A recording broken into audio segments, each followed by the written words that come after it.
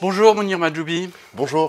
Emmanuel Macron publie ce matin dans 28 pays européens une tribune intitulée « Pour une renaissance européenne ». Nous ne pouvons pas être les somnambules d'une Europe amollie, dit le président. Et il propose une Europe de liberté, de protection et de progrès. Mais il va la construire avec qui, cette Europe ? Avec une majorité d'Européens. C'est pour ça que cette tribune, elle est dans tous les pays en même temps. Cette tribune, c'est un appel au débat, c'est un appel à la mobilisation générale. Ce qui est important à retenir de cette tribune, c'est comme ça que moi je l'ai lu, c'est comme ça que je l'ai vécu. Cette tribune, elle dit à chacun qu'il peut changer l'Europe autour de lui. Pas une fiction qui serait Bruxelles, l'Europe autour de lui. Et sa vie peut changer grâce à l'Europe, mais c'est à nous de nous en saisir. Et je crois que c'est ça le message le plus important. On peut se saisir de notre Europe. Mais depuis le début de son mandat, le président il a eu de grandes ambitions pour l'Europe et puis il y a eu un peu moins de réalisations parce qu'on n'a pas toujours trouvé les alliés pour avancer. Alors maintenant on est fâché avec les Italiens, ça va pas très fort avec les Néerlandais. Les Allemands ne savent pas trop où ils vont sur l'Europe, les Anglais sont en train de s'en aller. Est-ce qu'on n'est pas un petit peu seul pour cette volonté de relancer l'Europe ? Non, je ne crois pas. Concernant l'Italie, vous voyez l'interview qu'il a donnée à la RAI et l'impact que ça a eu en Italie, qui était un message à nouveau d'amour de la France à l'Italie. Il faut se redire quelque chose, hein, la liaison, le lien fort historique entre la France et l'Italie, il est non négociable, il est géographique, il est historique.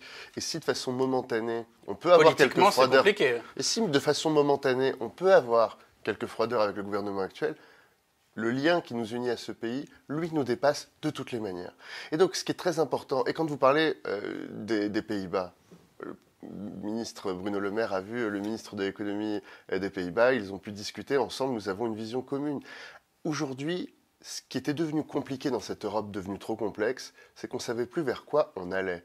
Ce qui fait qu'à chacun des nouveaux sujets, sur la fiscalité, sur la protection des frontières, n'étant pas capable en commun de dire quel était notre projet, nous sommes à chaque fois allés soit vers l'échec, soit vers le minimum viable. Et quand on fait le minimum viable, eh bien nous n'arrivons à rien. Quand on regarde ce qu'on a fait pendant les 6 dernières années sur l'immigration, eh bien on peut dire là...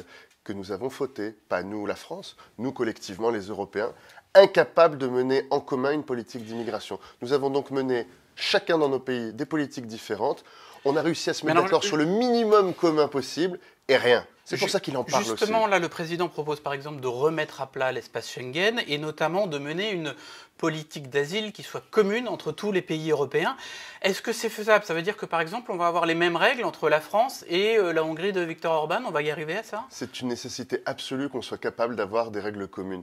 La pire loi aujourd'hui, c'est ce qu'on appelle les Dublinés. Je ne sais pas si vous vous rendez compte de ce que c'est les Dublinés.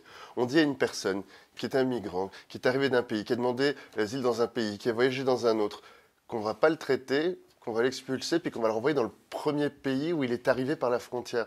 C'est-à-dire qu'on va l'expulser dans le propre territoire de l'Europe, juste parce qu'on n'a pas été capable de se mettre d'accord entre nous.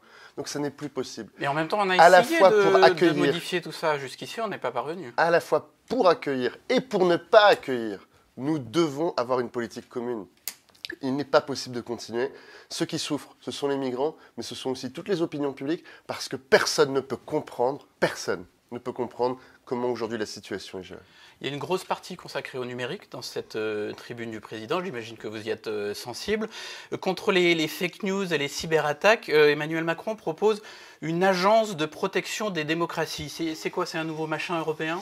Ce n'est pas un machin européen, c'est l'idée qu'aujourd'hui, tous les pays d'Europe, chaque pays d'Europe, ensemble, individuellement, est soumis à des nouveaux risques. À des risques qui nous dépassent parfois par leur ampleur et par leur taille, et à des risques en permanente accélération et en permanente ampleur.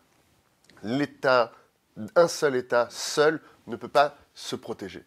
Et c'est pour ça que nous avions voulu l'Europe de la protection, l'Europe de l'économie.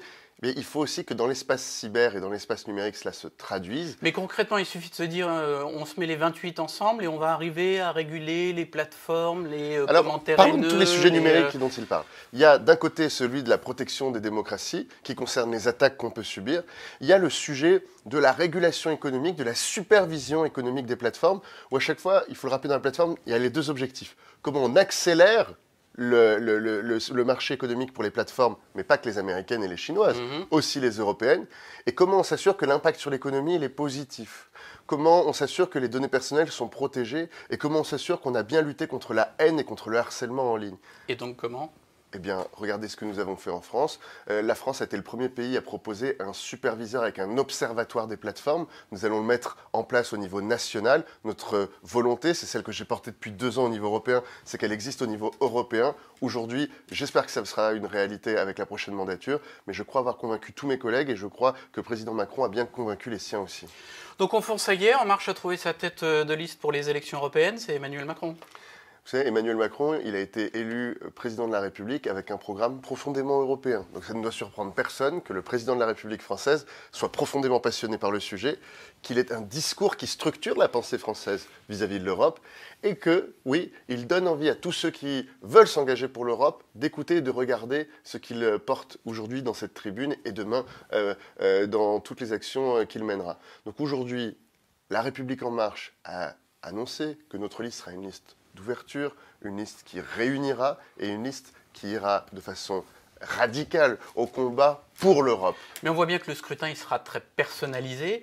Emmanuel Macron il monte en première ligne, notamment face aux nationalistes, ceux qu'il appelle les exploiteurs de colère. C'est pas un peu dangereux de s'exposer de cette façon ?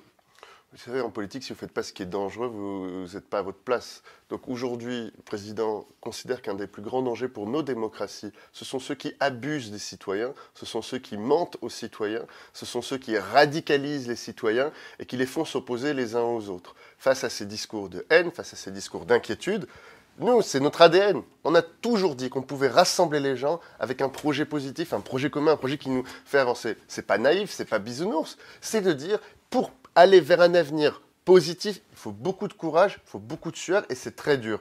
Mais on peut y arriver si chacun décide de changer le monde autour de lui et d'avancer ensemble. Quel est le bon profil pour mener cette liste aux européennes ? Vous savez les noms qui circulent. Moi, je pense que si c'est l'une des deux dont on entend parler... Quelles doivent être ses qualités, quelles doivent être ses caractéristiques à la tête de liste ? Une personne accessible, profondément amoureuse de l'Europe, une personne qui réunit autour d'elle les ambitions de ceux qui veulent changer le monde, et une personne qui apaise. Je crois que c'est face à des candidats en France et à l'étranger qui vont attiser les inquiétudes, attiser les haines, quelqu'un qui apaise, qui rassure et qui incarne le courage de vouloir transformer, c'est ça dont on a besoin. Et donc, quel est le nom qui pourrait correspondre à ce profil ? Je pense que nous l'annoncerons très bientôt. Vous avez bien une idée ou une préférence ? Vous savez, il y a quelques noms qui circulent, notamment de plusieurs ministres. Agnès Buzyn, tous les noms qui Nathalie circulent Loiseau me feraient très plaisir parce que je pense qu'elles ont toutes ces qualités-là. Donc, sans trop se mouiller sur ce coup-là. On reparle d'un mot des GAFA, puisque Bruno Le Maire présente demain au Conseil des ministres sa taxe GAFA. Il veut beaucoup rassurer le ministre de l'économie en disant ça ne frappera pas les entreprises françaises parce que ça ne frappera que les très grosses entreprises. Ça veut dire quoi ? Ça veut dire qu'on renonce en France à avoir des géants du numérique ? Non, c'est rassurer les entreprises françaises qui avaient pu s'inquiéter en disant cette taxe tape à côté. Au lieu de taper sur les plus gros acteurs internationaux qui ne payent pas d'impôts, elle risquerait de taper des acteurs français ou européens très gros qui payent par ailleurs beaucoup d'impôts et qui se retrouveraient à payer une taxe en plus. Donc c'est pour eux que le ministre de l'économie a voulu avoir une parole rassurante. Mais on a en France de très grandes entreprises dans la grande distribution, dans l'automobile, oui, le luxe, dans l'hôtellerie, qui vendent dans le monde entier. Si tout d'un coup Pékin ou Washington disent attendez, les clients sont chez moi, donc je voudrais que c'est là que soient taxées ces entreprises, on sera d'accord ? Mais je vous assure que ces entreprises, elles payent beaucoup d'impôts dans tous les pays où elles vendent. Regardez la fiscalité internationale de Danone, regardez la fiscalité internationale de L'Oréal. Encore plus en France où est leur siège. Dans tous les autres secteurs, on a réussi à se mettre d'accord au niveau international. Il y a des conventions fiscales internationales parce qu'on a considéré que les équilibres étaient les bons. Il n'y a que dans le numérique aujourd'hui qu'on n'a pas trouvé les bons équilibres. Mais vous savez quoi ? Depuis qu'on a dit qu'on avançait au niveau français, ça n'est jamais allé aussi vite au niveau international. Et les États-Unis ont annoncé qu'ils souhaitaient que nous arrivions à une position commune en 2019 au niveau de l'OCDE. moi je considère que c'est une victoire. Un dernier mot sur Amazon. CNN a montré la semaine dernière que le site de vente en ligne pouvait lui aussi être un propagateur de fake news. Par exemple, en mettant en valeur sur ses pages tous les livres anti-vaccins. Est-ce qu'il faut réguler? Qu'est-ce qu'on peut faire? Dans la tribune d'Emmanuel Macron, il y a c'est un concept qui est très important qui s'appelle celui de la transparence des algorithmes. Ça, c'est vraiment un des enjeux de la décennie qui vient. C'est un sujet sur lequel nous avons beaucoup travaillé en France, sur lequel la France est très prescripteur et très demandeur. C'est comment une démocratie, par ses pouvoirs publics, par ses associations, peut auditer et contrôler les algorithmes de recommandation et les algorithmes de comportement de ces grandes plateformes. Parce que vous avez raison, Amazon n'a pas volontairement dit qu'il allait mettre en avant les livres de vaccins. Mais la façon dont sont faits ces algorithmes fait qu'il va les mettre en avant. Différemment? On peut exiger qu'il soit transparent. Et on peut exiger qu'il soit audité, et on peut exiger qu'il soit contrôlé en disant « Attention, vous êtes en train de faire émerger des contenus à risque, vous êtes en train de faire émerger des contenus racistes, parce que peut-être l'algorithme aura détecté que ça vend bien, mais ça n'est pas légal. » Alors il faut pouvoir leur dire « Attention, vous êtes en train de manipuler l'opinion. » Et alors soit on le fait de façon positive, en disant « Attention », soit on le fait de façon punitive, et on dit « Vous avez abusé de cette capacité à orienter les personnes, et vous êtes sanctionné. » Merci beaucoup. Merci à vous.